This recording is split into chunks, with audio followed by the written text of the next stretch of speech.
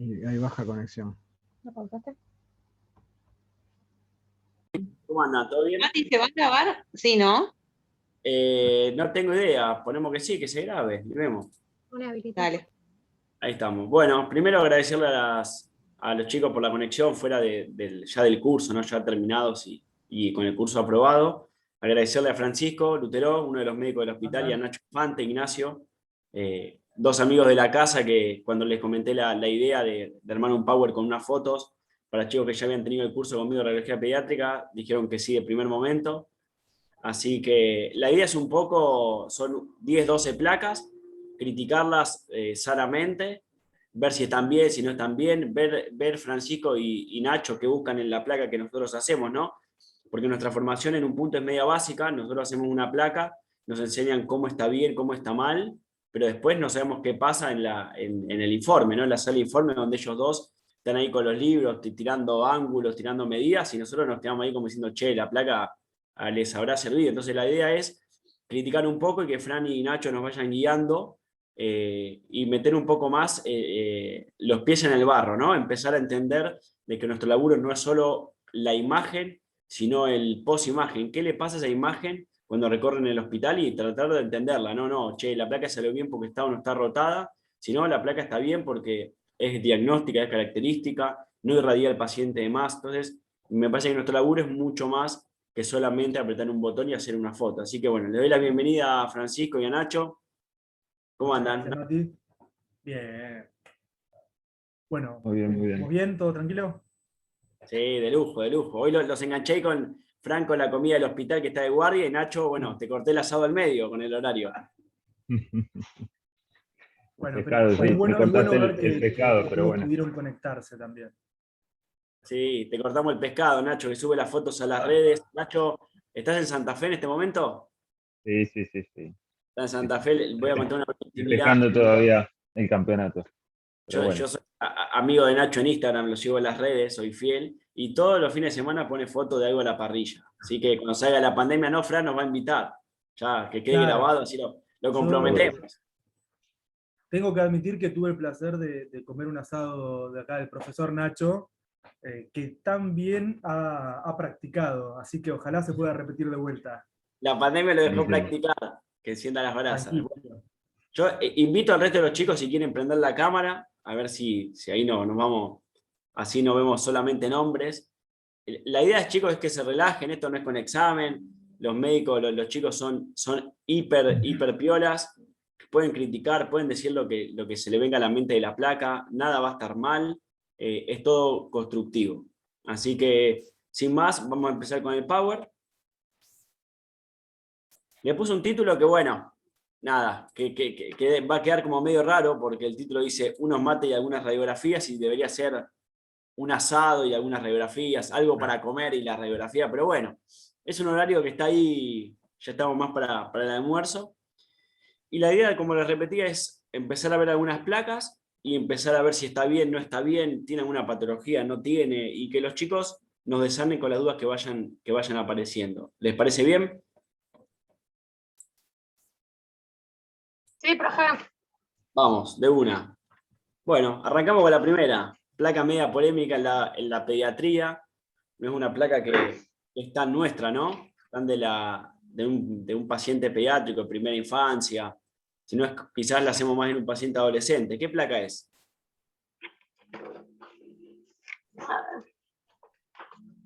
Mentonazo.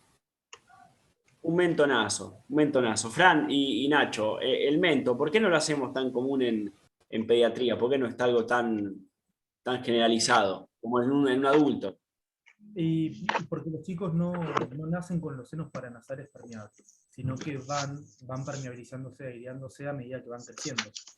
Desde el nacimiento. Disculpa, ¿sabes qué? ¿Sabes que se escucha un poco bajo? No sé si yo nomás escucho bajo o ¿Los escuchás a todos bajo o a mí particularmente? solo a vos. A vos. Lamentablemente creo que es por mi tono de voz. Bueno, vamos un poco más. A ver, ¿ahí mejor? Sí. Bien. Bueno, lo que decía es eso, que no es una radiografía que se pide comúnmente, pero tal vez no en la primera parte de la vida. ¿Por qué? Porque los senos paranasales se van neumatizando a medida que va creciendo el paciente. Cuando nacen no están permeables y en el transcurso de la vida, en los primeros de 7 a 9 años, se terminan de neumatizar todos los senos paranasales. Por eso no es una radiografía que uno vea tan comúnmente antes de los 3 años de vida. Tal vez como en adultos, que le puedes hacer a cualquier adulto y lo vas a poder valorar. Buenísimo. También, a veces también son pedidas para lo que son fracturas faciales, pero en general tengan en cuenta que hoy en día, digamos, está muy extendido también el uso de la tomografía, de hacer, ¿no es cierto?, directamente, tiene una sensibilidad mucho mayor en ese sentido. Pero bueno, predominantemente se usa para evaluar los senos en caso de sinusitis agudas y más, y la verdad es que, como decía Fran, tiene que ver con el desarrollo de la neumatización a medida que van creciendo los chicos. Claro. Así que bueno. Sí, sin duda, si hacemos un paralelismo entre la pediatría y el paciente adulto, hay miles de placas para ver la mandíbula, desenfilada de mandíbula, la Eisler, una axial de mandíbula. En cambio, en pediatría quizás la parte de huesos de la cara, más que un perfil de huesos propios, se resuelve con un cráneo frente y perfil eventualmente, y si no, como decía Nacho, ir a una tomografía. Hay un abismo entre las placas de cráneo-cara, entre el adulto y pediatría, incluso el oído. Fran, ¿cuánto hace que no vemos una placa de oído? No. Hoy en día, por el tamaño de las estructuras, por la superposición de imágenes, prácticamente todo el que tenga que operar una fractura, eventualmente un otorrino, lo hace guiándose por tomografía. Hoy en día la reconstrucción 3D del tomo permite evaluar perfectamente todas las estructuras óseas. Claro, la radiación es otra, pero también es verdad que con una radiografía simplemente a veces no lo podés valorar del todo, y si uno tiene que tomar la decisión de entrar a este paciente a quirófano, necesita la mayor cantidad de información posible previo a la entrada. Una vez que estás en quirófano, ya ese tiempo no está más. Pasa que me parece que con Atomo uno lo irradia además al paciente, pero también vas a ver muchas más estructuras, como dijiste recién. O sea, Claro. con una placa sí lo vas a irradiar menos, pero con una tomografía vas a tener más posibilidades de poder detectar cualquier otra cosa que por ahí en una imagen se pueda llegar a perder. Claro. Sí, se ve mucho más definido todo, todas las estructuras. Claro, tal vez como una primera aproximación, como decía Mati, tal vez no hay tantas variedades de incidencias, y tal vez como para una primera valoración está bien, pero si vos ya ves algo raro en la radiografía o no te convence lo que estás viendo, vas a definir con algo de mejor calidad de imagen. Para eso se reserva, tampoco es que cualquier chico que viene por cualquier cosa le hace una tomografía, no. Solamente el que vos necesitas definir algo más. Y para esa definición está la calidad de imagen de la tomografía. Obviamente a expensas de mayor radiación, porque es verdad eso. Yo cuando doy clase Me Pasa la Cruz Roja, veo que tenemos que explicar la GIS, la Mangabeira, la RIS, un montón de placas que, claro, hoy la tomografía las barrió, las sacó del radar nuestro, ¿no? Y a veces quizás cae alguna placa media paracaída y los técnicos, no sé si le pasa a usted los médicos, dicen, che, ¿cómo era esto? Porque hace, no sé, tantos años que no informo una, que no hago una, que pasa, ¿viste? Yo creo que desde que estoy en el hospital hice una sola vez una ATM. Y casi me pongo a llorar cuando vi la orden. Pero bueno. Suele pasar. Chicos, ¿qué le parece la placa? ¿Sirve, no sirve? ¿La repetirían? ¿Qué veo en un mento?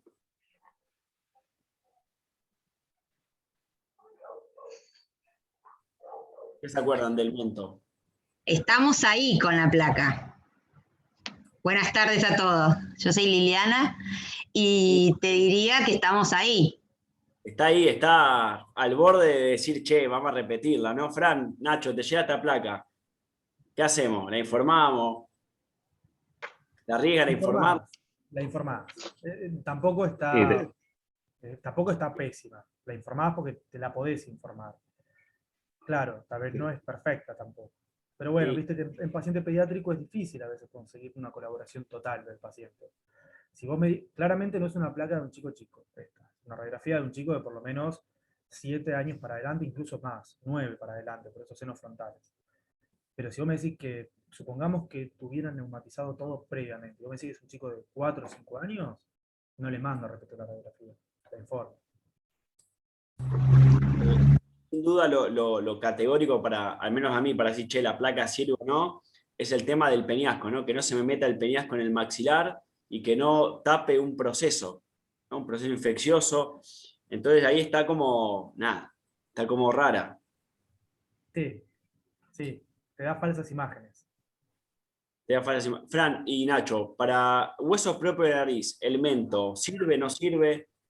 Lo solucionamos. Viene el chiquito, se golpeó, se cayó de la cuna, el hermanito le pegó con un juguete en la mitad de la nariz. ¿Se justifica hacerle un mento para ver como si fuera un frente del hueso propio o un axial de huesos propios?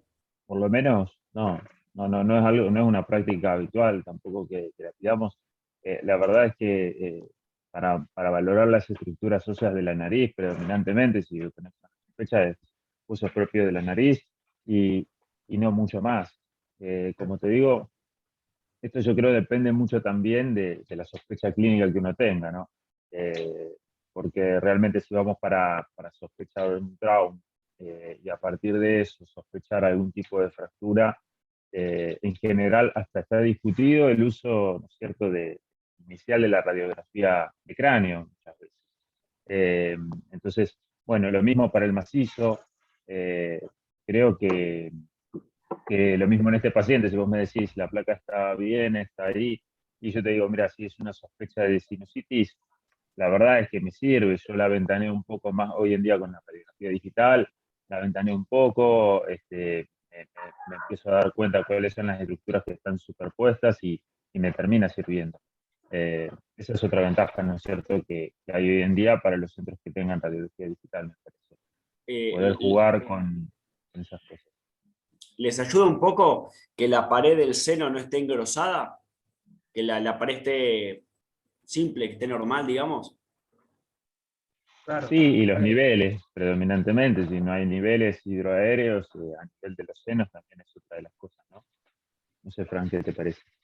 No, sí, a ver, para valoración de los senos, como comparto con vos, Nacho, para valoración de los senos, yo no mando a repetir esta radiografía. La ventaneo, la miro con más amor, intento tratar de definir qué es lo que está pasando, pero es una cuestión de radiación. Ahora, si yo quiero ver una fractura de maxilar inferior o una fractura malar, y la verdad que la placa no me va a ayudar tanto, tal vez. Tal vez sí voy a necesitar repetir la radiografía. Depende qué es lo que uno quiera ver. Siempre, eso es fundamental. Si vos no sabes lo que estás buscando, es mucho más difícil. O sea, saber bien el diagnóstico, ¿para qué lo piden? Exacto, exacto, eso es fundamental. Y más cuando uno usa un método que implica irradiar, porque cada vez que lo hagas lo vas a irradiar de vuelta.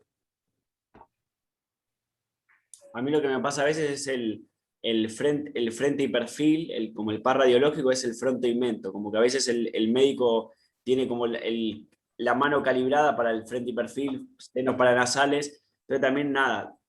Yo creo, vamos a suponer un chico de 9 años, ¿no? Sospecha de sinusitis, tiene desarrollado el frontal. Con el mento no puedo resolver las dos placas en una, si yo en el mento veo el fronto, veo el seno, digamos. Sí, en general sí. Pasa que tal vez puede ser que, claro, si la incidencia no es la mejor, se te superpongan los senos paranasales. ¿Sí?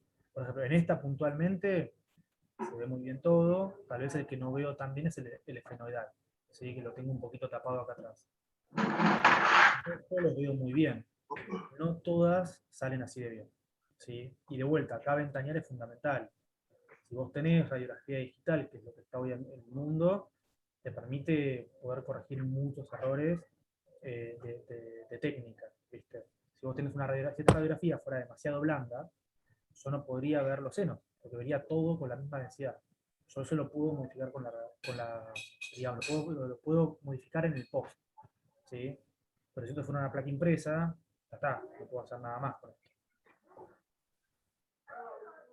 Chicos, ¿algo que quieran preguntar sobre el fronto y el mento?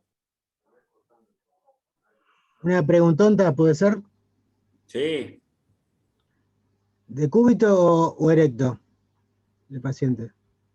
La radiografía, Exacto, siempre parado, si podés. Porque si tiene excelente, niveles, lo vas a definir mejor. excelente. Generalmente, ¿qué tal? Buenas tardes, Doc. Con los más chiquitos había, por ejemplo, yo trabajaba en diagnóstico en Maipú, por ejemplo, o varios otros lugares. Cuando eran muy chiquititos, bueno, había un problema con el tema de la posición erecta y los nenes que por ahí se te van corriendo. ¿Hasta qué edad más o menos se puede hacer la radiografía, digamos, con el paciente en decúbito? O sea, si no hay forma, porque si no lo puedo sentar o no lo puedo parar, y bueno, el decúbito lamentablemente por ahí a veces no... Sí, claro, es que eso va a depender mucho del chico y de la colaboración de los padres.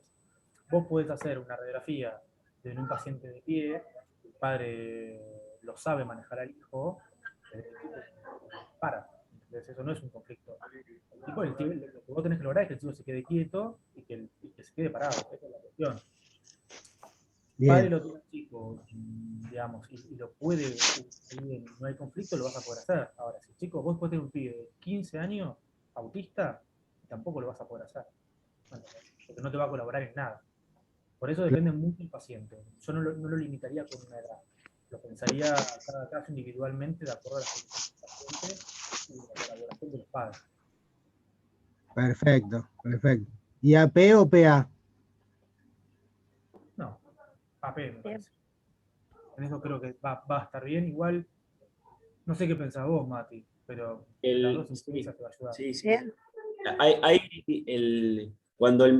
ver, hay veces que lo pide el otorrino quizás por algo puntual y el chico es chiquitito, entonces quizás, como dice Edu de Literva, el paciente no se para por la edad. Hacemos una variante como si fuera una HIRS, pero es un punto medio entre apoyar el vértex y apoyar el occipital. Mientras que el paciente va a estar en decúbito dorsal, le ponemos suplementos por debajo de la espalda, o sea, por debajo de los hombros, para que el paciente quede el cuerpo formando como una V corta, el cuerpo y el cráneo, para lograr formar ese nivel. Era como los técnicos antiguos con el tomógrafo corte a corte, que para crear el corte coronal el paciente iba de cúbito ventral y apoyaba el mentón, y ahí Edu formaba los cortes coronales. Para crear ese nivel hacemos eso. La verdad que por suerte son contadas con las manos. La mayoría de sinusitis y eso, no sé si un bebé no puede tener sinusitis, pero, o quizás es difícil de diagnosticar, pero los mento y fronto que vienen ya son pacientes que se incorporan y que se pueden parar o sacar eventualmente. Nos ha pasado con algún que otro lactante que le piden un mento por algo muy puntual, o los que van a trasplante, que quizás están inmunosuprimidos, que le piden el fronto y el mento, y entonces ahí sí tenemos que empezar un poco a volvernos locos porque es difícil el agarre y aparte que el paciente logre la posición, ¿no? Claro, yo a lo que apunto es a esto. Al doc le llega esta imagen. ¿Cómo sabe si está parado o está acostado? Por los niveles no lo podés saber mucho tampoco. Acá lo que te define eso son los niveles.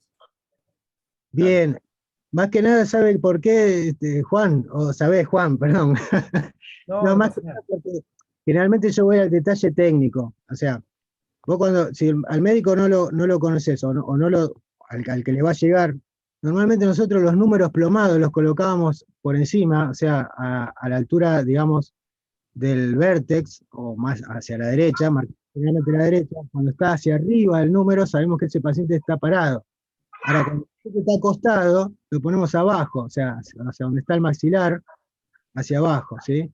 Entonces, teniendo por ahí radiología digital, vos podés ponerle ahí derecha, parado, acostado, o sea, la posición que puede ser, pero por ahí al paciente, el médico por ahí le puede llegar esta imagen y no sabe si está de pie o está acostado, no sabe si tenés todo un engrosamiento o si tenés niveles o cómo lo sacaron. Digamos, más que nada como factor técnico, por ahí indicarle al médico que creo que le convendría por ahí saber si está sentado, si está acostado, si está, o sea, el que se tomó. ¿Sí? Más que nada por eso. No me parece mal, no me parece mal. Siempre, toda esa información siempre va a ayudar también a una mejor interpretación. Claro, claro, yo más que nada apunto a eso. Después los médicos, eso se lo tiramos a ustedes. No, perfecto. Es porque con el tema de la técnica, digamos, con lo digital, sea CR, DR, generalmente el tema de los números, algunos por ahí no los ponen, pero generalmente son posiciones, digamos, por ahí, que son comparativas y simétricas, en algunos casos, algunos lo omiten, y como está todo protocolizado, vos entrás, por ejemplo, qué sé yo, a ambas manos o ambos, qué sé yo, lo que fuera, y el número se obvia. Y parece una pavada, pero a veces te conviene poner un marcador plomado, ¿sí? Para orientar más que nada al médico que está viendo la imagen.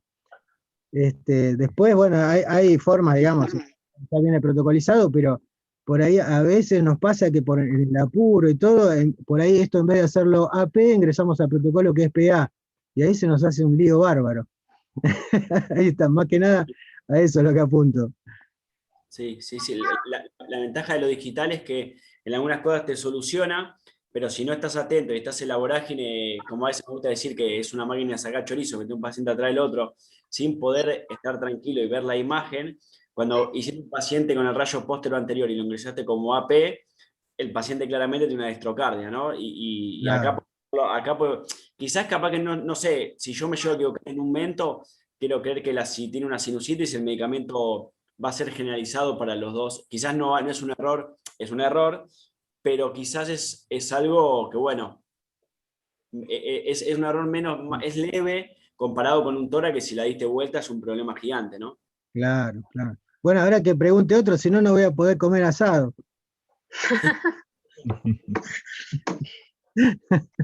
¿Tienen alguna duda, chicos? ¿Confronto y método? Bueno, sigamos.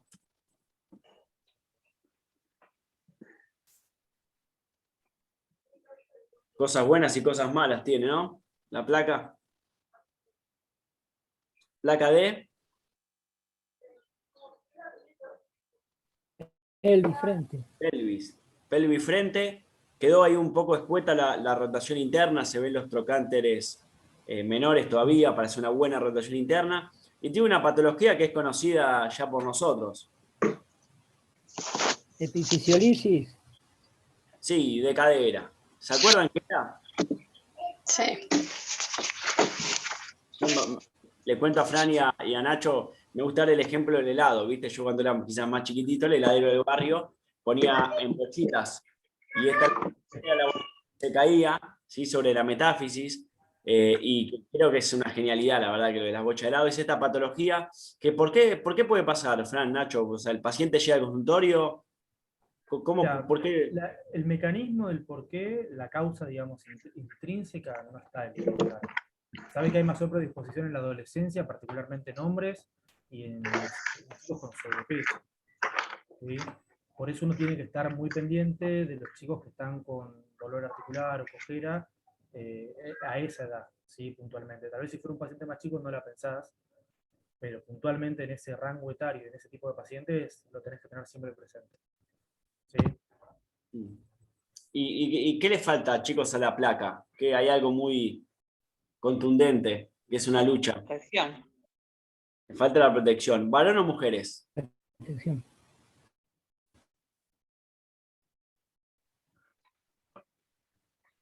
Mujer.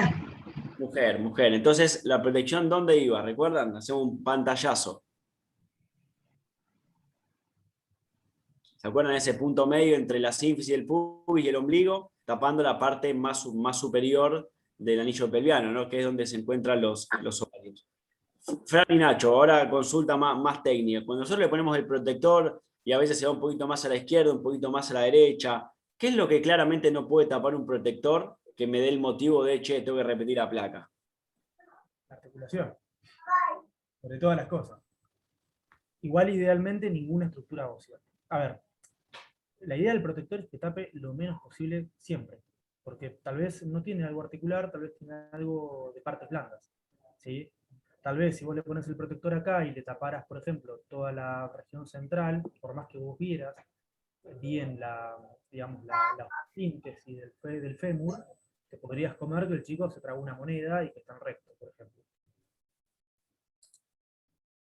Bárbaro. A nosotros, ¿sabes qué nos pasa a veces con el tema de la protección gonadal?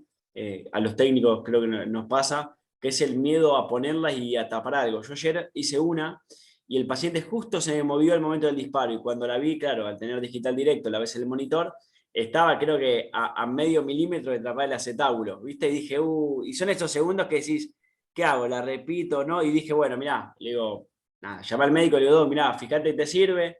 Es la ventaja también de trabajar en equipo. Che, te sirve, mirá, el paciente nada, estaba casi que se movía, no colaboraba, y la verdad que sirvió, pero bueno, son esas cosas que a veces la protección gonadal nos puede hacer mala pasada de que tapa algo que queremos ver. Y en una placa de pelvis, el aire se evalúa, porque el médico me pide pelvis por algo óseo. ¿Tiene relevancia si yo tapo el anillo pelviano y no ves el aire distal? No, no tal vez para lo que está buscando puntualmente, ¿sí? Pero claro, uno valora todo siempre. Uno no deja de mirar las partes blandas, de ver, por ejemplo, yo lo primero que me llamó la atención de la placa no fue tanto el tornillo, porque había visto un millón con eso, sino la distribución de aire distal, por ejemplo. Uno mira todo, o sea, siempre mira. Mientras más información mejor, claramente. Claro, uno tiene, lo que no te puede faltar es lo que quiere ver el médico puntualmente por la patología. Pero si vos, a ver, identificarle lo más posible y lo menos posible, vas a decir siempre lo menos posible. Y entendiendo que lo gonadal hay que taparlo siempre. Siempre por una cuestión de prevención de algo más a futuro. Exacto, pero sí, en general, pelvis va a ser en general para valoración ósea, así que priorizando, digamos, si uno tiene que priorizar, sí, las estructuras óseas y el aire distal probablemente van a pedir probablemente más un abdomen, quizás de pie, digamos, probablemente no va a ser una posición de pelvis para ver el aire distal. Así que bueno, eso. Lo que pasa muchas veces en el hospital es que piden una placa de mano y te encontrás con que algo raro tiene, ¿viste? Creo que es muy Garrahan eso. No sé si les pasa cuando informaban que le piden pie por un traumatismo y te das cuenta, no sé, tiene 6 dedos, tiene 4, tiene 2 huesos de más. Entonces, son esos hallazgos que siempre te sorprenden los pacientes del Garrahan. No vienen por una pelvis, por una epifisiolisis, una fractura y te encontrás que le falta capaz que el ilion, el isquion. La otra vez en una placa le faltaba todo lo que era el ilion y dije, ¿cómo hace para sostenerse el paciente? Es una cosa que vos decís, nada, y había nacido sin el ilion el paciente, caminaba, vos lo veías de frente, caminaba. No sé si bajó a la Copa América, pero venía caminando de frente. Yo es que el sistema algo mal borró, ¿viste? Le mando un mensaje al ingeniero, che, esto es digital, es todo matemática pura. ¿Hay forma de que haya? No, me dice, no, el equipo es infalible. El problema es el paciente, entonces. Y son esas cosas, esos hallazgos que uno no está preparado, ¿viste? Totalmente. Chicos, ¿alguna pregunta?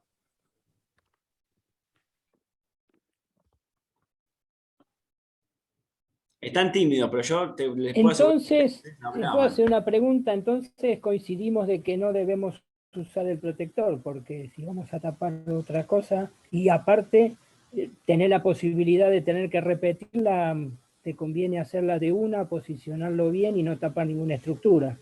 No. No, me parece que hay que poner el protección gonadal porque lo que se quiere ver y lo que pide es pelvis y quiere ver la parte ósea, digamos. Y Claro. si es una mujer hay que poner protección gonadal, en mi punto de vista. Claro, como dijo Ignacio, que en caso de que quisieran ver la parte de aire van a pedir abdomen, no van a pedir pelvis. Exacto.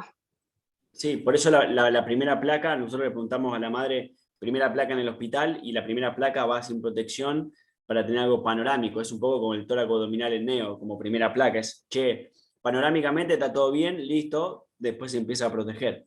Entonces me parece que ahí también reducimos el factor sorpresa, ¿no? En futuras placas.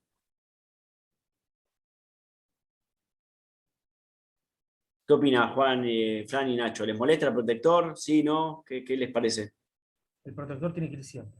Siempre, salvo que haya una indicación precisa de que no lo use. Si no, siempre. Siempre hay que proteger las gonadas. Y particularmente no recuerdo ninguna situación tampoco donde por el protector uno no haya podido llegar a un diagnóstico o informar algo. Realmente me parece que tendría que ser algo extremadamente puntual, pero en general nunca hay problema tampoco. Genial. Bueno, si no tienen dudas, chicos, avanzamos.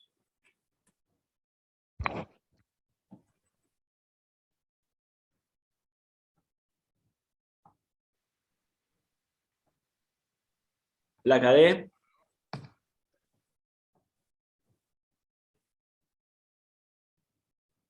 Vamos sin miedo, ¿eh? Muñeca. Están tímidos hoy. Conmigo hablaban más, che. Muñeca, No, frente. podría ser muñeca, pero me parece, no sé, para mí está cortada. Es una muñeca frente. Lo que vemos en pantalla es una muñeca frente. Después lo que haya sido y yo recorté, no importa. Pero hay una muñeca frente. ¿Tiene algo raro, algo que le llame la atención?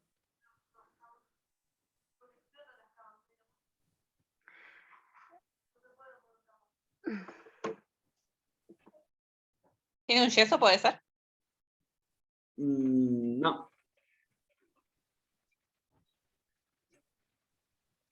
¿Otra cosa? Fíjense en las corticales. Le voy a hacer un pequeño zoom, quizás no lo logran ver por la digitalización. Ahí me parece que le enganchamos mejor la vuelta. El radio en la cara medial. Ahí Edu algo dijo, el radio. Miren acá, vamos acá a la cortical, fíjense, tiene esta pequeña pancita. Y acá tiene, no sé si la llegan a ver, tiene una línea, un leve trazo. Periósteo. ¿Sí? Radiolúcido. Sí, este paciente sufrió un traumatismo y se le está formando el callo. Chicos, el callo es importante, no es importante, se estudia en una placa. Sí, es importante para ver cómo va evolucionando el paciente, o sea, esa fractura. Fran y Nacho, al momento de que le llega la placa, independientemente que quizás placa de trauma a veces no se informan porque la ve directamente el traumatólogo, ve una placa con distintos estadios de callo óseo, una muñeca, un antebrazo, un arco costal. ¿Y qué hacemos con eso? Es muy importante, bueno, en los casos de sospecha de maltrato, ¿no es cierto? Es decir, ver, es importante primero la anamnesis, cuándo fue el traumatismo o el supuesto traumatismo, y a partir de eso correlacionarlo también con el callo óseo o los callos óseos que se puedan encontrar. Y bueno, nos ayuda a eso, a determinar aproximadamente la evolución de esa fractura. Y bueno, a ir controlando, ¿no es cierto?, que vaya dentro de los parámetros normales, que no haya ninguna formación de callos exuberantes o cuestiones que pueden ser anormales en el transcurso de esa resolución de la fractura. Y otra de las cosas que también uno puede ir valorando es que tenemos la muñeca ahí, ver, ¿no es cierto?, los huesos del carpo. Con eso acuérdense que hay un atlas de Greuchy-Pyle que permite determinar la edad ósea del paciente. Si, por ejemplo, si no supiéramos qué edad ósea tiene el paciente, uno también puede ir viendo esas cuestiones e ir determinando si hay algún tipo de retraso en la edad ósea y demás. Pero bueno, particularmente en este paciente, lo que llama la atención es ese callo óseo con ese trazo horizontal que está en proceso de resolución. No sé, Fran, ¿qué te parece? Sí, totalmente. Siempre es importante, por más que fuera una lesión única y no fuera un maltrato, siempre es importante ver el callo óseo, porque es lo que define si el paciente va a quirófano o no. Si vos tenés que hubiera un cabalgamiento óseo muy importante, que la fractura formó el callo de forma alterando la morfología habitual del hueso, puntualmente eso te puede producir un acortamiento del miembro, puede producir otros trastornos. Eso define también muchas veces la necesidad o no de tratamiento quirúrgico, por un lado. Por otro lado, además, claro, el maltrato siempre es fundamental. La presencia de múltiples callos óseos en diferentes estadios es típico del maltrato, ¿sí? Incluso muchas veces los padres y los pacientes no refieren ningún traumatismo, que es lo más común, que digan que nunca le pasó nada. Y vos ves fracturas costales, fracturas de apófisis espinosas, que son bastante características.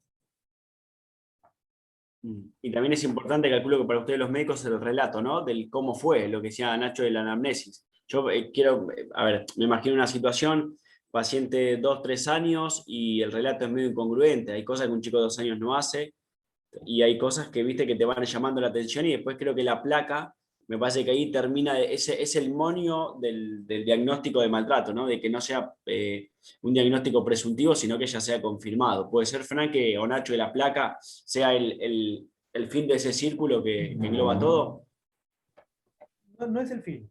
No es el fin porque sí permite pensarlo. pero no sería la primera vez que uno piensa maltrato y después te das cuenta de que no. Puede haber enfermedades propias de los huesos que predisponen a las fracturas. Es importante los antecedentes, siempre.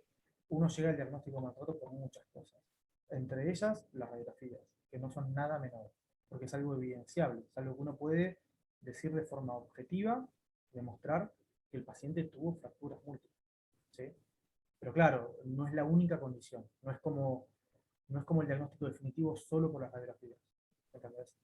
Vos podrías tener una osteogénesis imperfecta que tenga una forma muy leve, que va a tener múltiples fracturas en diferentes estadios, y no es un maltrato. Nos pasó acá un caso en el hospital. Exactamente. Y hicimos diagnóstico de osteogénesis imperfecta después. Pero se internó como maltrato, ¿verdad? No es lo más habitual tampoco, ¿verdad? Lo más habitual es que es un maltrato. Pero bueno. Cosas del Garrahan, digamos. Sí. Hay un poco de todo siempre. Por eso uno no tiene que pensar únicamente en un diagnóstico, sino pensarla dentro de la gama de posibilidades, cuál es la más frecuente también. Chicos, ¿alguna pregunta?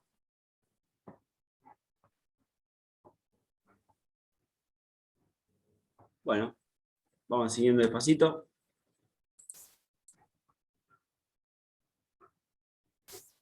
Y hablando de Roma, el tórax se asoma.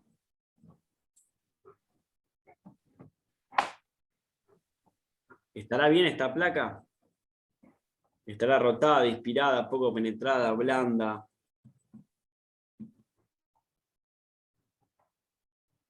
¿Qué les parece?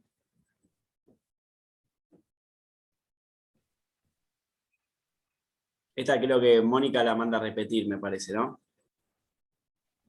Sí, esta sí. Igual tiene algo más allá de la técnica. Tiene dos frutillitas del postre. Qué sorpresa. Exactamente. Uno está mal inspirada. Vamos a criticarla y si les parece y tienen ganas y al final decimos, che, ¿la repetimos? ¿Sí o no? ¿Se justifica volver a irradiarlo por lo que íbamos a observar? Lógicamente que, nada, yo conozco la placa, conozco el desenlace, pero si yo viera esta placa solamente y veo el todo, como decía Fran y Nacho, que ellos ven el todo y no solamente, es una placa de tórax, veo nada más lo pulmonar. Entonces, quizás si yo veo lo pulmonar, bueno, la tendría que repetir o no, ahora lo vemos, pero viendo el todo, ahora vamos a ver si también opinamos lo mismo. Vamos si es una placa de tórax. ¿Está inspirada o expirada? ¿Cuántos arcos anteriores derechos cuento completos?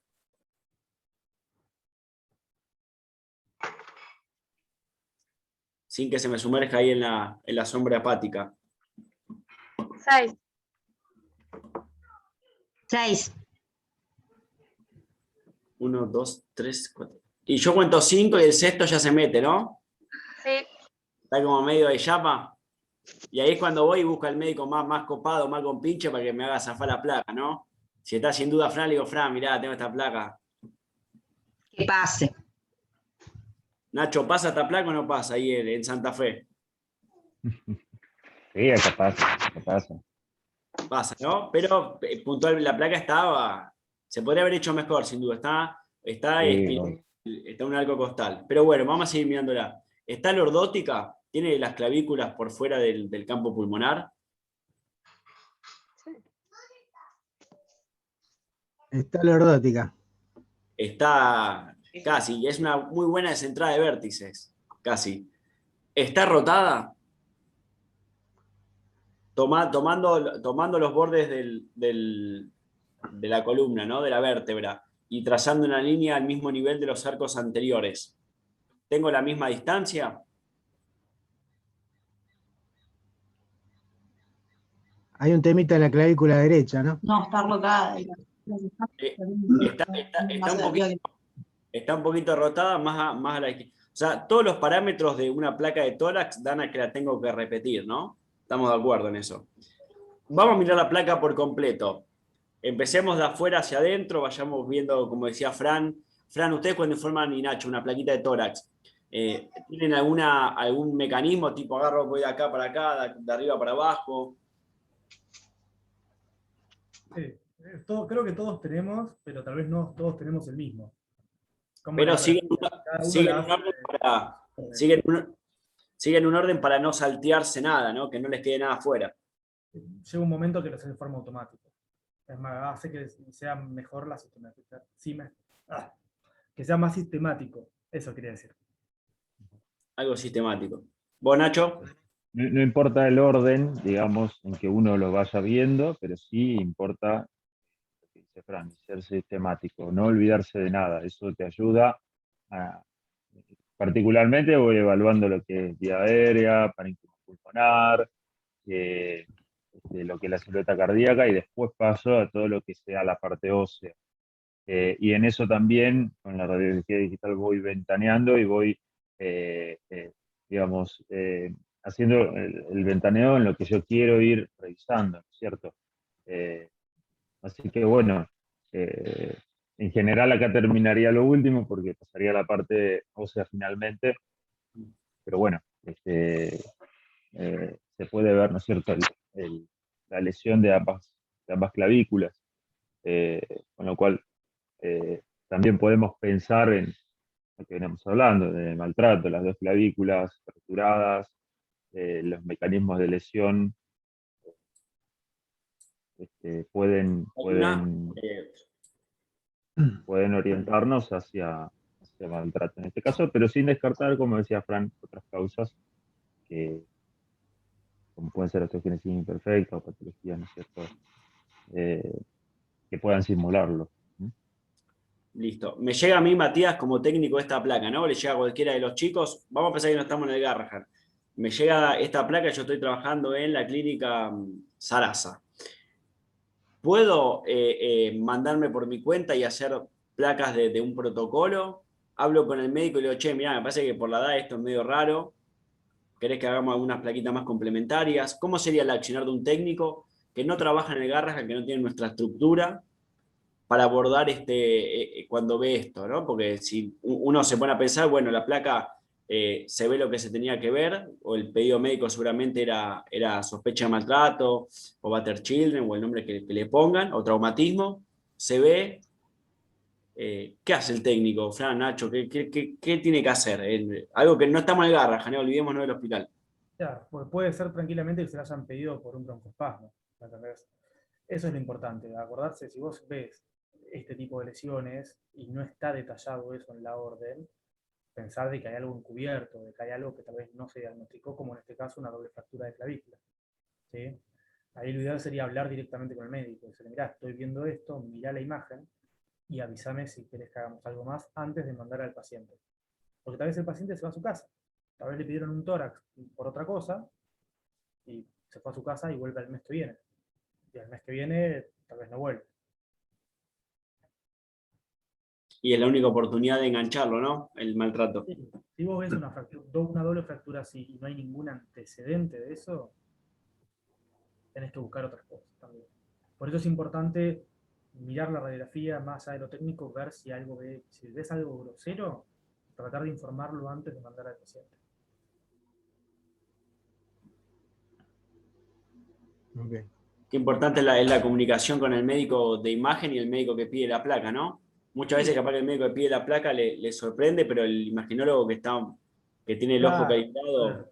Siempre es fundamental porque todos trabajamos para lo mismo. O sea, es ridículo pensar que cada uno va a trabajar independiente. Todos trabajamos para lo mismo. El fin es el común para todos, por más que todos tengamos tareas diferentes. ¿Sí? Entonces es importante que exista esa ida y vuelta.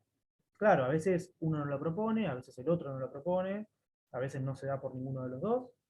Siempre, si es posible, intentar de que se pueda hacer. Porque vos detectaste esto y tal vez estuviste a tiempo de evitar que a este chico le pase otra cosa. ¿Entendés? O tal vez no, tal vez una doble fractura de clavícula porque tuvo un parto distóxico y le fracturó las clavículas el obstetra de forma voluntaria. Pero claro, necesitas saber qué pasó antes. Claro. Chicos, ¿algo que agregar, Nacho? No. Entonces, ¿repetimos la placa o no repetimos la placa viendo el todo? Depende de qué quieras ver. Para tórax, no te va a servir mucho para ver el corazón. La silueta cardíaca no la podés valorar porque va a estar aumentada porque tiene un foco muy bajo, la placa. Si vos querías hacer una valoración de la silueta cardíaca, la placa no sirve para nada. Si vos querías ver los campos pulmonares porque pensaste que tenía una neumonía, sí, te sirve la placa. Si vos querías ver que si tenía fracturas costales, te sirve la placa. Si querías ver mediastino, no tanto. Depende de qué quieras ver, para qué te va a servir esta placa o no. Es como los senos paranasales. Si vos querés ver los senos, los vas a ver. Ahora, vos querés ver una fractura de mandíbula, y no.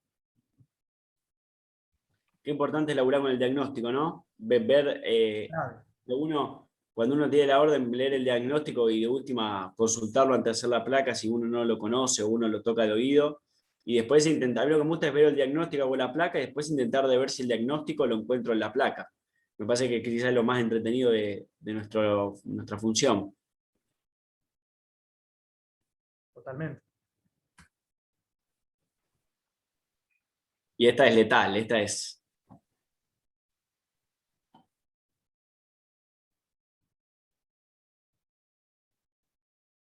Yo acá tengo varias dudas a modo personal porque la puse en el Power para que me la saque las dudas. Era una duda más mía. ¿Qué les parece, chicos, de la placa? Se hizo con portátil, ahí lo dice.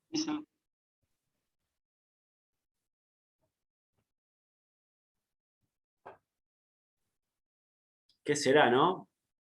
La placa está inspirada, calculo que por ahí, por lo que tiene en el pulmón izquierdo. ¿No? Quizás tenía una mecánica respiratoria media, ¿no? Media compleja, quiero creer. Tiene todo para sagital derecho, a causa de eso que no sé qué es. ¿Qué puede ser?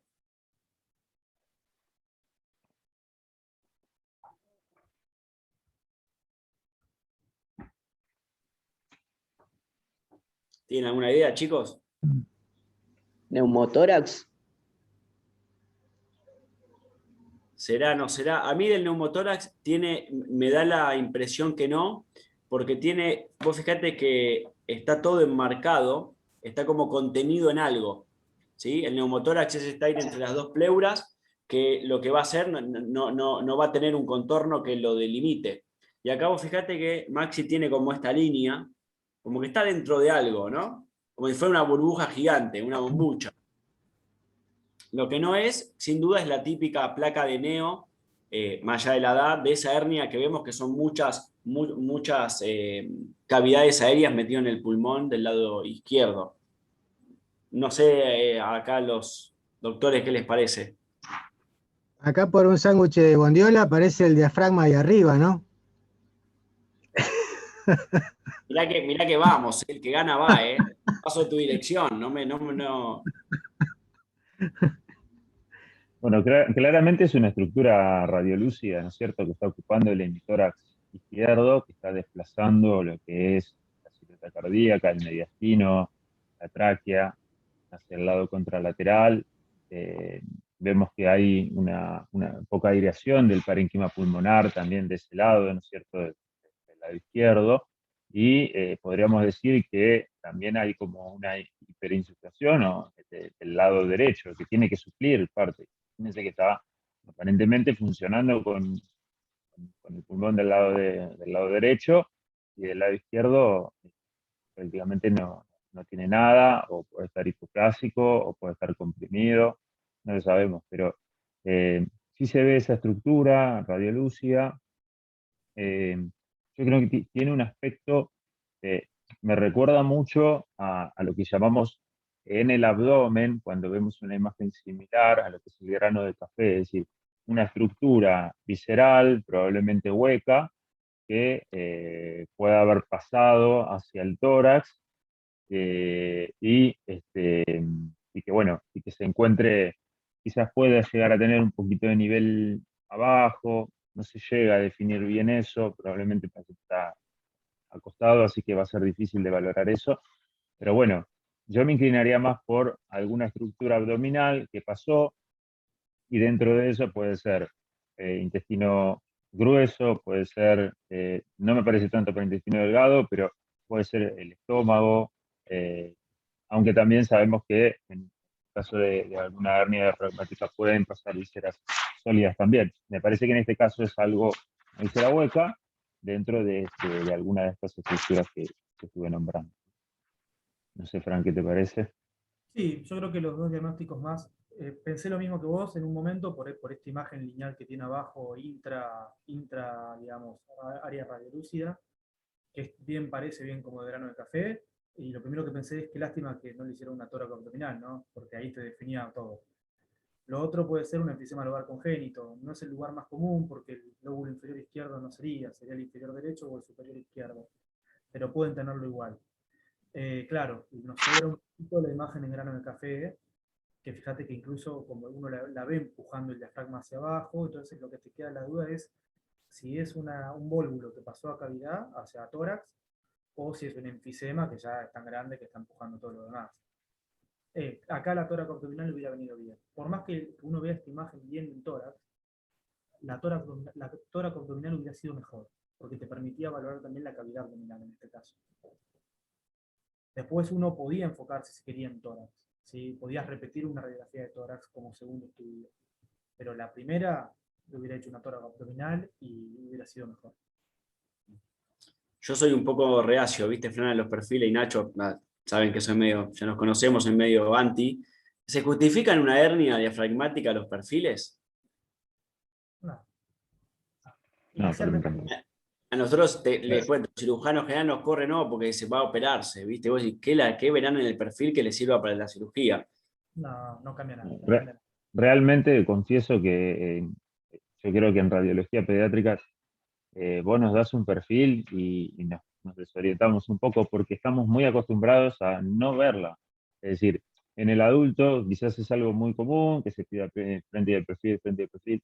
Ahora, en pediatría es tan poco común que realmente cuando está, también es un reto como radiólogos pediatras, más en el caso nuestro que fuimos primero pediatras y después hicimos imágenes pediátricas, y no venimos de las imágenes de adultos, ponerte a ver un perfil porque realmente en pediatría se utiliza muy poco.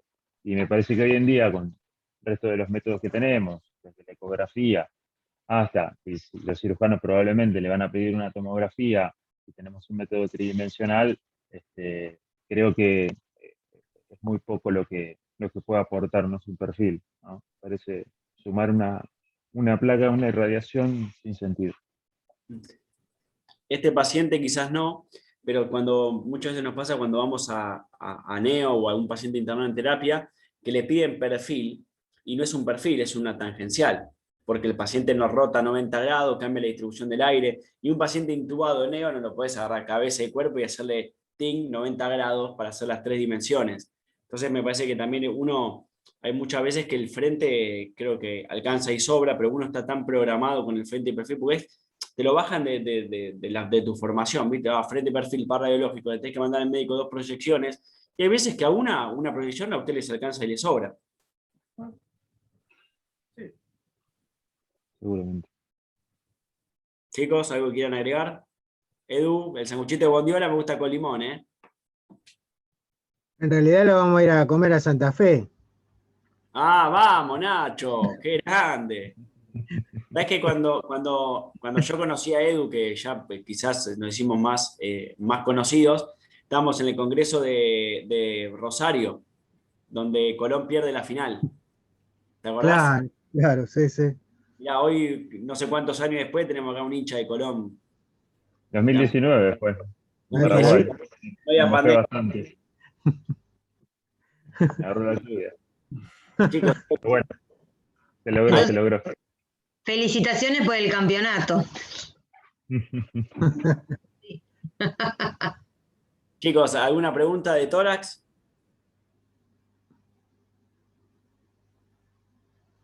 Lo saqué bueno, ¿viste? No tienen dudas. Vamos a seguir entonces. A ver, acá.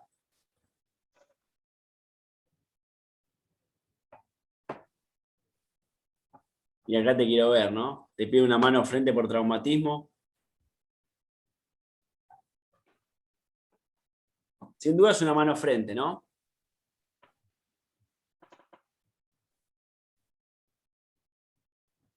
¿Qué puede ser, chicos?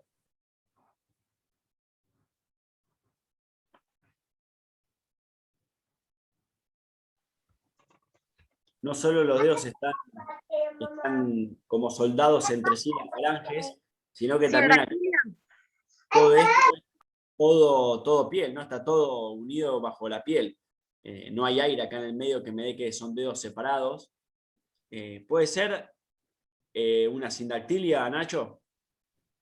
Sí, totalmente. Es compatible con una sindactilia. Lo importante en el caso de la sindactilia, siempre lo que piden muchas veces los traumatólogos al evaluar estos pacientes es la placa para ver si compromete solamente a los tejidos blandos, en este caso suelen llamarla sindactilia simple, o si hay, digamos, una fusión ósea, que ya como la llaman sindactilia compleja, y en eso, bueno, es importante en ese sentido para la programación quirúrgica, ¿no? No es lo mismo entrar y tener que hacer una corrección, digamos, separando partes blandas solamente, que si el paciente tiene una fusión ósea, eh, va a ser más complejo. Y en general esto, bueno, lo vemos en distintos síndromes, como pueden ser el de Upper, el de Kreuzen, o cuando tienen las bandas amnióticas. En general tienen que ver forman parte de algún síndrome, ¿cierto? Esto es algo ya congénito, ¿no? El paciente nació así, o puede ser que... Exactamente.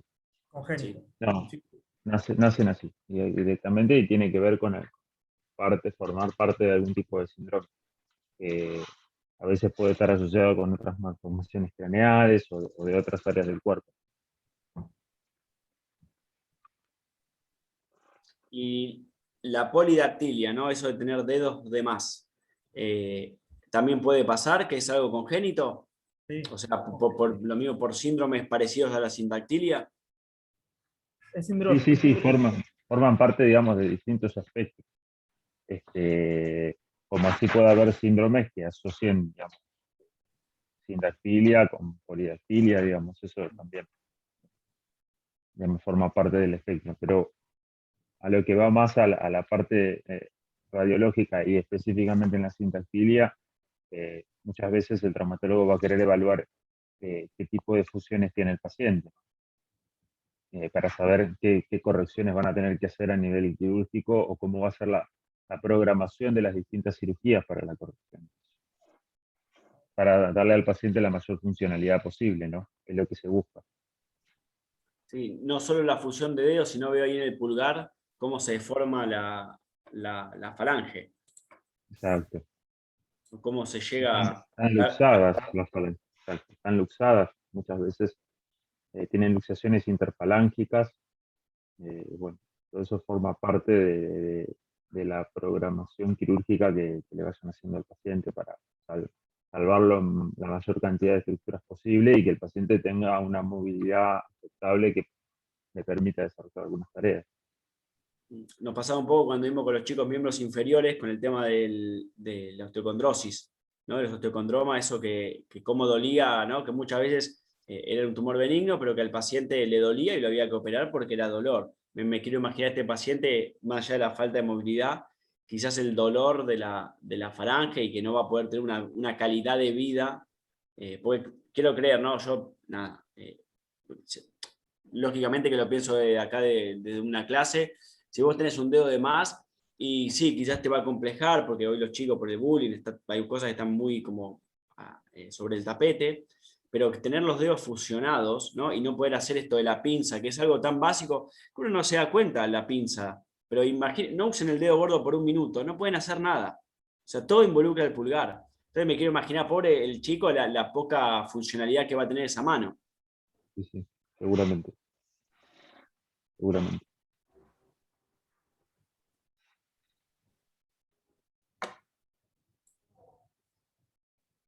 Yo tengo una duda con la placa anterior.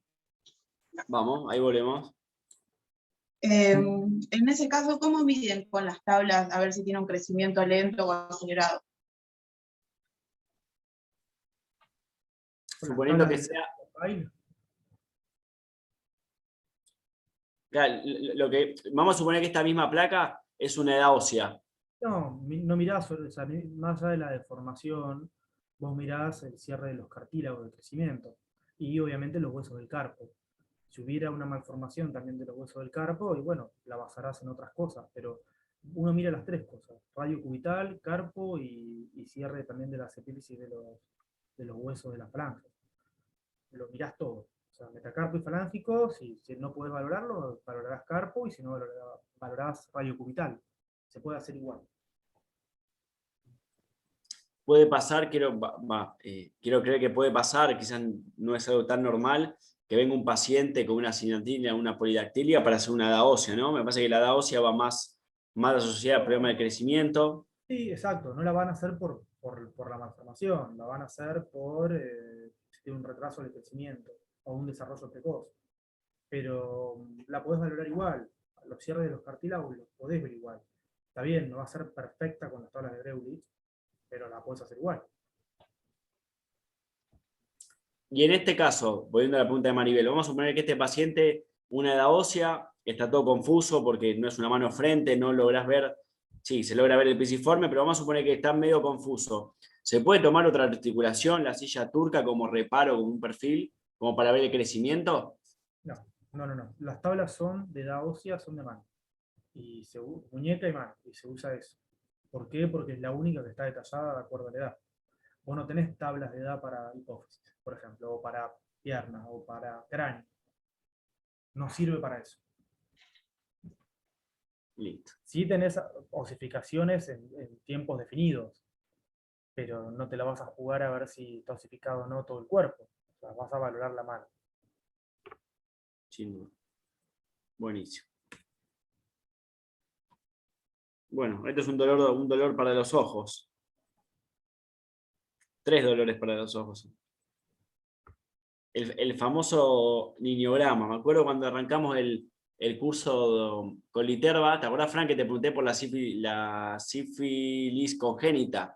Sí. ¿Te acordás? De que había visto en un congreso que un técnico justificaba en neo hacer un niñograma frente, ¿no? Tratar de ponerlo todo de frente atado con cinta o como con unas toallas para lograr ver, y me parece que es que la única placa quizás que se puede hacer en neo es un tórax abdominal, y que si pones al paciente acostado de cúbito dorsal nunca vas a llegar a un frente, y la divergencia de los rayos y los huesos tan chiquititos vas a perder definición. Por eso es que se hacen placas focalizadas por región.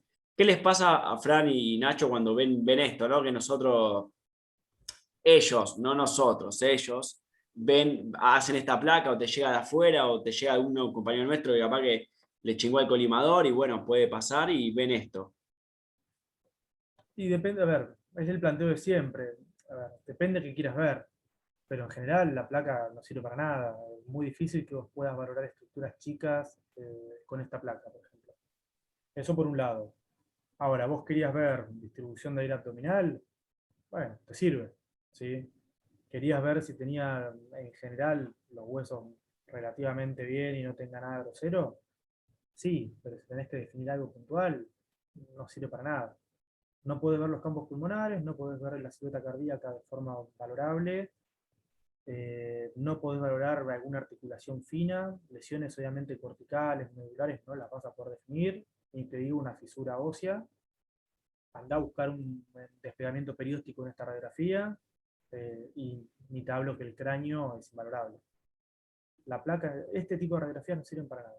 O sea, lamentablemente. O sea, sería mucho más fácil hacerle una de frente y listo, no digo que no. Pero no sirve. No sirve porque lo que uno busca son lesiones muy chicas, ¿sabes? Y más en un chico tan chico.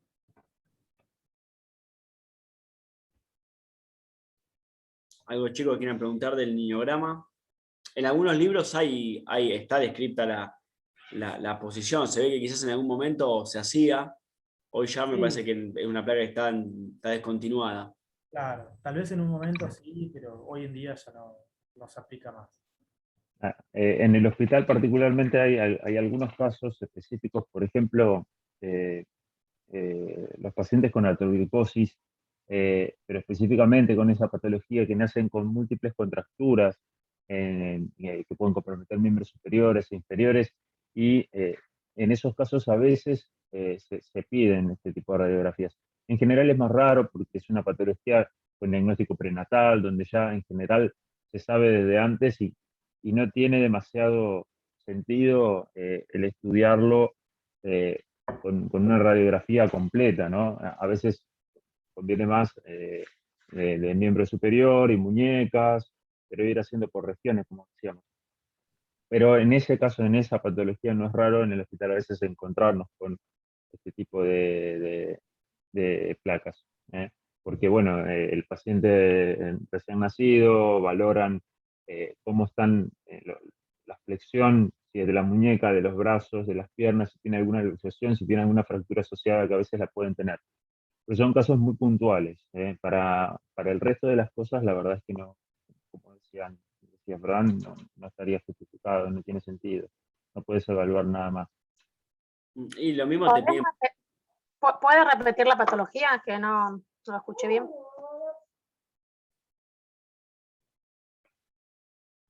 Artrogrifosis.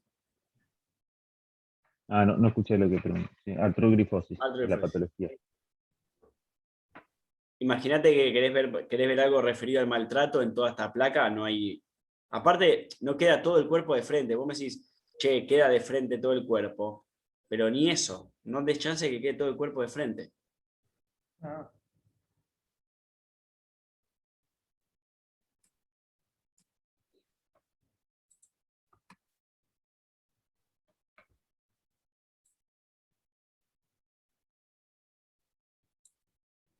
Placa linda si las hay, ¿eh?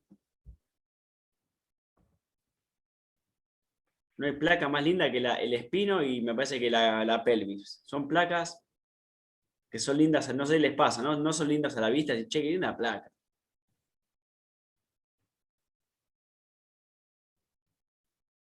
¿Qué les parece, chicos? ¿Tienen algo? ¿No tienen nada? ¿Están bien hechas las placas? ¿Cómo se hicieron? Claro. La primera, la placa de la derecha es un espinograma correglado, lo cual la técnica es bastante buena. Fíjense la simetría de la cadera, no solamente de la columna, de la cadera, de las clavículas, de todo. ¿Sí? En general la placa es bastante útil para ver la columna. Del lado izquierdo probablemente sea un mielomeningocele, con una obviamente con una desviación, una escoliosis severa también, pero claro, en la posición sentada, ¿sí?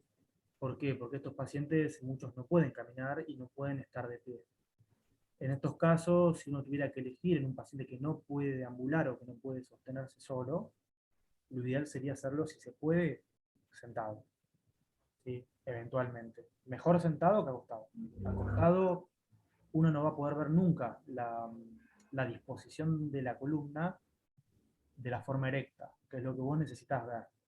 Vos necesitas ver cómo está el paciente de forma erecta para poder definir bien la angulación de la columna en su vida cotidiana. Tal cual, nosotros hacemos mediciones y realmente en el hospital piden los traumatólogos, ¿no es cierto?, las mediciones de la columna, de frente, perfil, sonograma, pero siempre con la aclaración de que el paciente tiene que estar derecho, tiene que estar de pie. Si no, cualquier medición que saquemos con el paciente acostado o sentado deja de tener valor, digamos, porque los estudios y las mediciones que se hicieron para determinar las angulaciones de la columna están estudiadas en pacientes en posición erecta. Entonces por ahí es importante a veces también aclararlo, si está acostado, si está sentado, porque, bueno, nos cambia, digamos, uno ya directamente no tendría sentido que haga las mediciones que habitualmente se tienen que hacer. Sí, nos pasa a veces cuando viene una camilla, una silla de rueda y es, mamá alguna vez se paró, él se paró, alguna vez se sentó, y ahí te va dando la pauta de que claramente que si nunca se sentó o no se puede sentar y tampoco lógicamente se para, y ahí es un problema, porque un espinograma acostado el médico no tiene referencia, por eso nosotros le ponemos igual, cuando es acostado, para las tracciones o quizás las Belding, le escribimos, gracias, como decía, digo, a la radiología digital, le escribimos Belding, o le escribimos acostado, le escribimos para que el médico también sepa y lo ayude a tener una idea de cómo se obtuvo la placa. El tema, claro, nunca me había puesto a pensar que las mediciones, los ángulos se crearon con el paciente en bipedestación, ¿no? Claro. Sentado, lógicamente que va a tender a ser parecido, pero claro, vos lo hiciste acostado, el médico no se dio cuenta que tenía un nivel que se hizo en decúbito y ahí perdiste. El médico toma medidas y no le va a coincidir. Claro, es otra angulación totalmente diferente. Claro, incluso, perdón, ¿no? Nos pasa el pacientito ese que está sentado, como decía el doc, mielomeningocele, una enfermedad crónica neurológica. A veces los neuroortopedistas te lo piden sentadito y a veces las cirugías van apuntadas para que el paciente se pueda quedar sentado solo, inclusive, para no tener que tener asistencia. Son esos chiquitos que vienen con la sillita y vienen con todo un arnés armado, digamos, como para que pueda mantenerse sentado y que no se le caiga la cabeza. El chiquito ahí, ese se nota que tiene una derivación ventrículo-peritoneal, seguramente se le ve ahí la parte del catéter, ¿no? Y inclusive la valvulita, ¿no? Claro, la valvulita. Inclusive se le asocia que, aparte de la escoliosis así tan severa, también inclusive hasta tiene la cadera luxada, ¿sí? O displasia de cadera, y a veces se les hacen las cirugías tipo ataque de tiburón, digamos. Le hacen la parte de la cadera, ¿sí? Después también tratan de corregir la columna, porque bueno, el tórax, o sea, el corazoncito es como que se va comprimiendo también cuando está tan desviada la columna, se complica, digamos, inclusive para la respiración, etc. Pero el tema de, a veces nos piden, por ejemplo, las placas con el paciente sentado con asistencia o paciente asistido. Y siempre me pregunté justamente eso, el tema de cómo hacían las mediciones con el paciente sentado, porque a veces te queda un costadito, no lo podés centrar. Los perfiles después también se te complica porque es un masacote que uno ve, ¿sí? Que por más que quiera tratar de llevar el ángulo, por ejemplo, de la escoliosis, a veces, por ejemplo, la imagen de la izquierda o bueno, la imagen de la derecha, ¿qué perfil le hago? ¿Hacia dónde? ¿Qué curvatura uso? O sea, uso la dorsal, uso la lumbar. O sea, geométricamente se nos complica también inclusive en los perfiles. Y a veces las solicitudes, digamos, se nos escapan también de la forma, digamos, que nosotros tenemos como o los elementos también que tenemos como para emplear, para poder dejar al paciente en una posición más o menos, digamos, presentable para la radiografía, para que sea evaluable, digamos, ¿no? La escoliosis, bueno, es un tema que a mí me encanta, ¿no? Pero se nos complica con estos pacientitos, ¿sí? Con el tema de esas escoliosis tan severas y cuando, bueno, si tiene que ser sentado, inclusive el neuroortopedista te pide inclusive los pies, ¿está? O sea, parado, con el paciente parado y el paciente no se puede quedar ni siquiera sentado. O sea, ¿qué hacemos en esos casos? ¿Qué hacemos?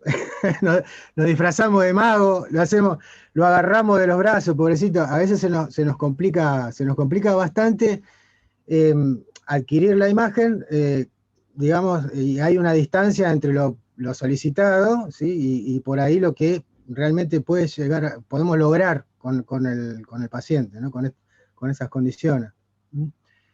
El tema de las medidas, ahí se nos complica muchísimo, ¿sí? Y me imagino ustedes cuando tienen que trazar los ángulos ahí, debe estar complicado. ¿Qué toman de referencia, digamos? ¿Cómo toman la referencia, no? Claro, por eso es importante la posición.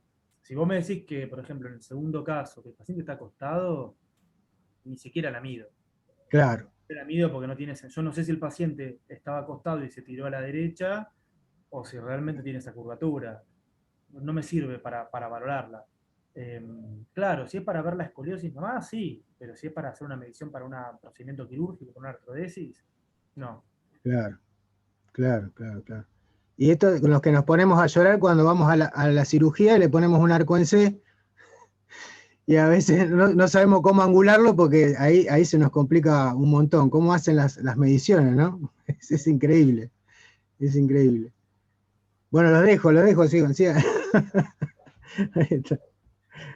El tema del agarre, como decía Edu, es un tema complejo, ¿no? En los frentes o los perfiles sentados. Porque el paciente siempre va a tender a buscar como esa comodidad. En la silla está contenido, como decía Edu, está en un arnés, está sentado, pero acá nosotros lo ponemos sobre un banco que no tiene respaldo ni apoyabrazo, y el sustento lateral, fíjense que no es ni más ni menos que el acompañante que lo trae. Entonces, es tratar de replicar la mejor posición sentada sin tratar de alterar esa curvatura. Porque a veces el paciente vos lo sentaste y está así. Y vos decís, no, ponete derecho. Y lo pones derecho, pero es mentiroso. Porque el paciente siempre está torcido. Entonces, con esto, con los mielos y el paciente sentado, abriéndole las piernas para poder ver las caderas, y eso a veces nos complica. Único ángulo que se toma en columna es el ángulo de Cobb, y se toma en un frente. No es el único igual. Se toman también las curvaturas laterales, la cifosis y la escoliosis. Listo. Puede Eso ser que- Por eso el espinograma es frente y perfil. Listo, entonces, como para redondear, en el frente ustedes toman el ángulo de Cobb y todo lo que es lordosis y cifosis lo toman en un perfil. Sí, sí, sí. Buen dato, buen dato. Lo lindo del espino, a mí me encanta ver el perrito de Madame Chapelle cuando no lo querés hacer. ¿No? Si lo querés hacer no te sale, en un espino te sale. Entonces aquí no pasa.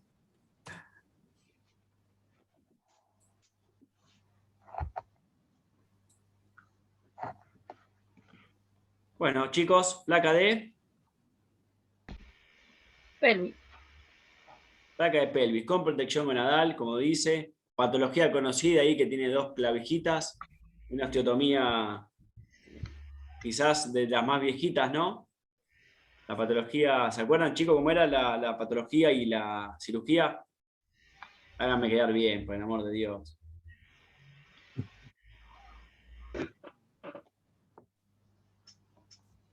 ¿Es la luxación congénita de cadera? Bien, ¿y la cirugía?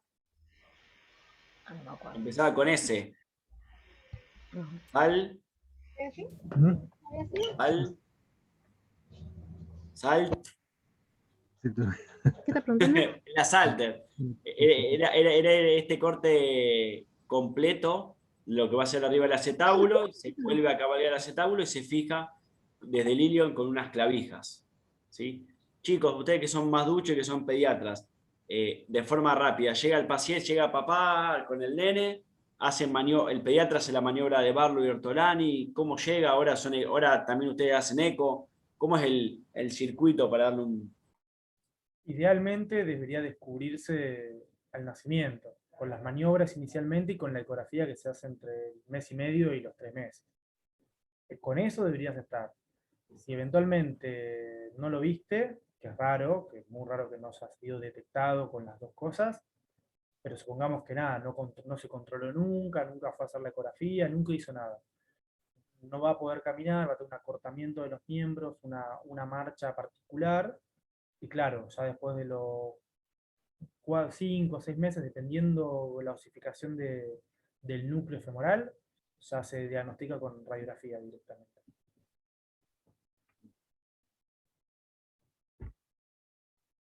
¿Alguna duda, chicos?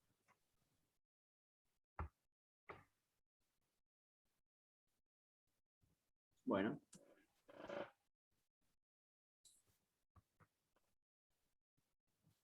Acá pasa muy parecido con el tórax, ¿no? No salió rotado, pero está como ahí ladeado. ¿Se repetirá? ¿No se repetirá esta placa de tórax? Iba a decir, esta placa de cráneo. Sería un cráneo frente, ponele. Es un cráneo frente, de unas órbitas así, tiene un ojo de buey. Pero igual hay que ver, porque si es por el tema de la fractura, se ve. Hay que ver, es como ver el todo, o sea, habría que ver para qué lo hicieron. Si es por el tema de la fractura que se ve bien. Ahí está la fractura. Sin duda fue por la fractura, entonces que claramente no se mandó a repetir. Chicos, le llega este paciente al consultorio, ¿no? Viene con dolor. Todo paciente que se golpea el cráneo termina en una placa, después pauta de alarma, termina en un atomo. No, el protocolo es claro. Menores de 6 meses, tomografía, mayores eventualmente radiografías si fueron caídas de altura, politraumatismos o contra zonas demasiado rígidas o punzantes. ¿Sí? Depende siempre el tipo de golpe. Típico, chico de 1 año que está aprendiendo a caminar, que se cae al piso, no le haces una radiografía de cráneo. ¿Sí? Ahora, ¿cayó contra la punta de la mesa? Sí. Por eso depende de las circunstancias y el motivo. Muy bien. Chicos, y pregunta técnica, ¿con qué línea se realizó este cráneo? Relación alas mayores, alas menores y peñascos dentro de la órbita. ¿Con qué línea se realizó ese cráneo? ¿Línea órbito-meatal o la infraórbito-meatal? Estas son las preguntas de examen, ¿viste? Para bocharlos. La pregunta que le haces. Infra. La infraórbito-meatal. Si usara la línea órbito-meatal, borde del peñasco me coincide con el techo de la órbita. Nacho, Pero- ¿le da lo mismo que hagamos el cráneo frente con alguna de las dos líneas? Viste que dentro de la reología cada libro tiene su escuelita, por así decirlo. Hay gente que lo hace más apeñascado, otros no. ¿Es indistinto para ustedes a la hora de informar? Particularmente sí. No sé, Frank, qué opinás vos, pero yo en general, pero como repetimos también, en realidad también pasa que cada vez la radiografía inicial es menos frecuente. Entonces, pasa mucho por la clínica del paciente y obviamente estamos en un lugar donde tenemos la tomografía muy a mano. Eso también hay que tenerlo en cuenta. Y muchas veces se pasa directamente a eso. Cuando la sospecha es clara de que hay una fractura, directamente el paciente va a recibir la tomografía. Distinto va a ser cuando estemos en un centro donde no tengamos a mano la tomografía y sí en ese caso va a ser más necesaria, ¿no es cierto?, valernos de los hallazgos radiológicos. Pero bueno, en cuanto a la técnica que me decís, por lo menos no. No sé, Fran, ¿qué te parece? Sí, yo creo que en estos casos puntuales, cuando uno busca una fractura, tratar exacto, de que no haya tanta superposición del peñasco con la órbita. Porque ahí la densidad del peñasco te puede tapar otra cosa. ¿Sí? Lo contrario, me parece que así como está la radiografía, más allá que está un poco licuada, yo puedo valorar bien el cráneo, la calota. ¿Sí? Si yo tuviera el peñasco a nivel de la órbita, y me tapa bastante. Me tapa y la densidad del peñasco no es la misma que el resto del cráneo. Ese es el tema. Igual a este le daría un perfil. Viendo esa fractura, se lo haces para ver la extensión también. Tal vez no tenga mucho sentido si tenés la tomografía a mano, pero si no tenés la tomografía, le daría un perfil para ver la extensión. No es lo mismo que tengas solamente el parietal fracturado.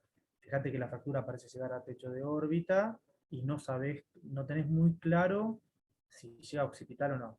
Y ya estamos hablando de una fractura compleja que afecta por lo menos 3 huesos. Entonces, si no tuviera tomo, le haría un perfil.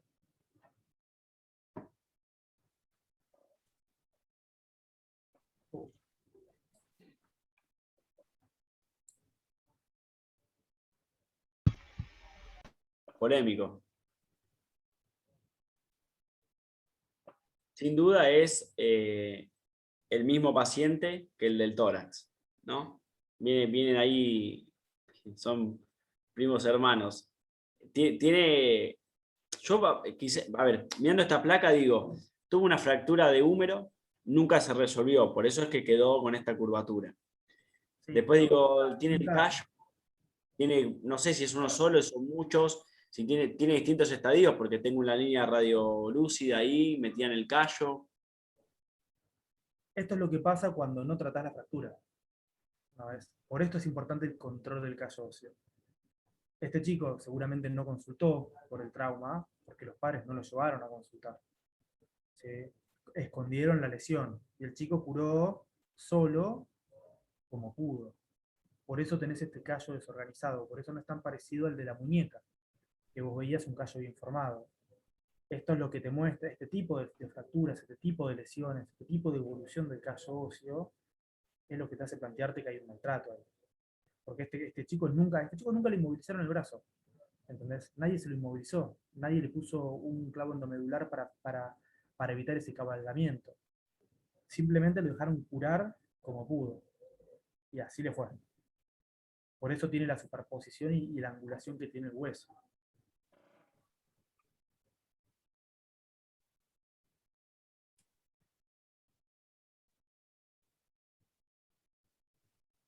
Y esta es. Qué difícil que es el. Clásico. ¿Eh? Un clásico. Un clásico. voy a contar rápido una intimidad hace muy poco tiempo, lo llamo a Francisco, le digo, Fran, mirá, una médica me pidió tráquea frente, le digo, mirá, le pedía por estridor, mirá si lo voy a hacer. Yo por si te llama, porque la médica se enojó, y Fran me dijo, no, me dice, la teníamos que hacer. Y acá pasa a veces cuando uno a veces viene con el librito de, che, bueno, se cierra y se pone así como un caballito en, che, por esto no. Y bueno, a veces nos pasa que uno está programado y a veces hay que romper el librito y bueno, y preguntar antes de hacer, ¿no? Y nunca volvió esa paciente, quiero decir a mi favor, ¿eh? ¿Volvió? No, no volvió. Pero bueno, placa D es un cuello, un poco mucho más extendido que un cabo, en el cabo terminaba en el helioides. Nacho y Fran, yo lo que les contaba a los chicos era esto, que el libro dice que el cabum era el techo de la rinofaringe, que sin duda uno ve pasar la vía aérea, ¿no? La estudia de su extensión hasta el hueso hioides. Y que nosotros tenemos como esa versatilidad de una placa de cuello que no está en un libro de radiología, que lo extendemos hasta la horquilla external, para determinadas patologías que están por debajo de lo que es esto de la región subglótica. Cuando ustedes hacen la famosa la medición de Fujioka, esa de las líneas. Sí, depende para Sí, qué sí. quieres ver. Sí, bueno, particularmente cuando digamos, es para ver la relación que hay, para ver si hay una hipertrofia de las glándulas amigdalinas, inclusive se hace también en tomografía.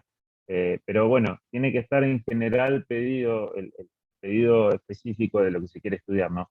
Si no, uno no, digamos, de rutina no lo hacen todos los pacientes para verlo, sino que quizás a veces se guía más por la experiencia, por el ojo, digamos, pero si es para determinar específicamente eso, con el objeto de decir, bueno, qué índice tiene para ver si va a cirugía o no, si se puede determinar.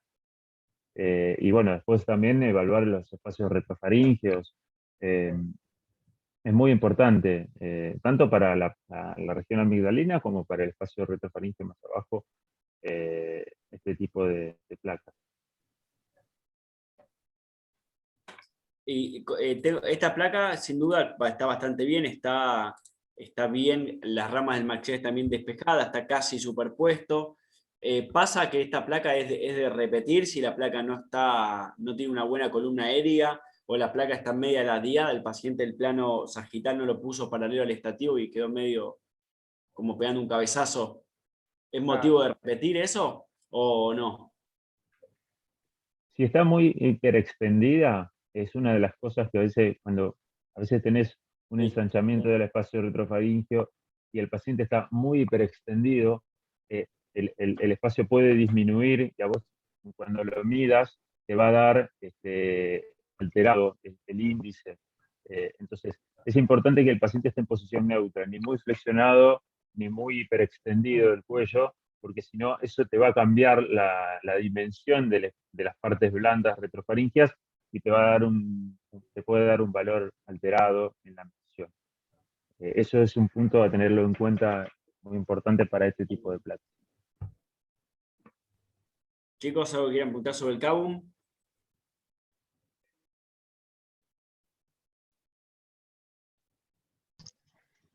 ¿Cabum solo con boca cerrada o boca abierta y boca cerrada? No, los dos no. O sea, boca abierta no te cambia nada. Boca cerrada en inspiración profunda. Sí, eso sí. Boca abierta no te cambia o sea, no es necesario, no sería necesario nunca hacer los dos primero. Y boca abierta no tiene sentido, porque vos lo que querés ver es la columna aérea desde la rinofaringe. Ok. Pero está bien que lo preguntes, es algo muy común. Porque en mi hospital la hacíamos así, por eso. No, por eso. Es que hay muchas cosas que han quedado también de la vieja escuela de radiología. Y claro, ha ido cambiando. Así como hay incidencias que ya no se hacen, el par radiológico en pediatría con el tema de la radiación se ha evitado. Uno no hace más un frente y perfil. Hace un frente, valora el frente y define el perfil. Salvo que sea una tangencial o un cabo, que son estrictamente de perfil. Acá pasa lo mismo. Acá hacerlo con boca abierta y boca cerrada no te va a aportar mayor información, digamos, y lo vas a irradiar 2 veces. Gracias. No, por favor. No sé si alguien más tiene alguna pregunta. Edu ya debe estar por el postre, estamos en el flan con crema. Y nosotros ni empezamos. Nosotros ni empezamos. Chicos, y hasta acá hemos llegado. Gracias por estar, gracias Nacho, gracias Juan. Juan, dice Francisco. Un placer. Por estar en la charla. La verdad que gracias al resto de los participantes, a Edu que nos dio este espacio ya por fuera del curso. Siempre está bueno saber qué pasa, ¿no? Con esa placa que mando, que pongo el tilde verde y migró para todo el hospital y no sé a dónde va a ir a parar. Así que siempre está bueno conocer esa parte de la cocina. Así que de mi parte, muchas gracias. Edu, te dejo el cierre. No, un agradecimiento a los tres y bueno, a la gente también que se conectó. Es muy bueno, muy productivo eso. Más que nada, viste, el intercambio también con el que después tiene que ponerle la firma, ¿viste? Porque después dice, ¿qué me llegó acá? Y bueno, ahí eso es importante, porque como decía el Doc, trabajamos en equipo, básicamente. ¿Sí? Sí. No podemos no podemos desconectar una cosa de la otra. Y bueno, está bueno saber también a veces algunas dificultades que tenemos con los pedidos, como decía recién Liliana. Bueno, a veces te llega un pedido y te dice boca abierta, boca cerrada. Y hay lugares donde se trabaja estrictamente y decir, bueno, hay que respetar el pedido de lo que te pide el médico. Entonces está la dicotomía, ¿qué hacemos? Bueno, ¿lo hacemos o no lo hacemos? ¿Le sirve o no le sirve? ¿Viste? Entonces siempre por ahí le preguntamos al doc, al que tenemos ahí a cargo, al que recibe nuestras cosas, para definir eso, ¿sí? Así que bueno, mil gracias. Bueno, le sacamos parte del tema del almuerzo, así que yo me voy a comer un sándwich ahora. Y esperamos el asado allá en Santa Fe, no sé, vamos a ver. ¿No? Cuando quieras. Vamos, salimos de la puerta del hospital. Chicos, muchas gracias a todos. Gracias. Gracias. Bueno, Muchas gracias. Muchas Nos gracias a vemos. ustedes, chicos. Saludos. Muchas gracias, mil gracias. Nacho, grande. Gracias. Chao.